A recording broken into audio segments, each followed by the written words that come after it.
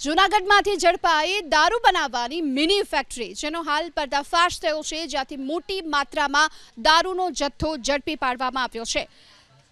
ત્યારે આંબેડકર નગર વિસ્તારમાં બુટલેગરે નકલી દારૂ બનાવવા માટે ઘરમાં જ આખી સિસ્ટમ ઊભી કરી હતી। એક મોટી ટાંકીમાં પાણી ભરી ત્યારબાદ તેમાં કેમિકલ અને એસેન્સ મિક્સ કરી અને દારૂ જેવું જ પ્રવાહી તૈયાર કરવામાં આવતું। બાદમાં આ જ નકલી દારૂને અલગ અલગ પ્રીમિયમ બ્રાન્ડની બોટલ્સમાં ભરી બજારમાં વેચવામાં આવતો। બાતમીના આધાર પર પોલીસે રાતોરાત જગ્યા પર જઈ દરોડા પાડ્યા। નકલી દારૂ ભરેલ 1400 બોટલ, 450 લીટર જેટલું કેમિકલ અને એસેન્સનો જથ્થોની સાથે મોટી સંખ્યામાં ખાલી બોટલ, બૂચ અને નકલી સ્ટીકર સહિત 15 લાખથી વધુનો મુદ્દામાલ જપ્ત કર્યો છે અને રઘુવીર સોલંકી નામના આરોપીની ધરપકડ કરી। તો આ તરફ રાજસ્થાનથી ગુજરાતમાં દારૂ ઘુસાડવાના પ્રયાસનો પર્દાફાશ થયો।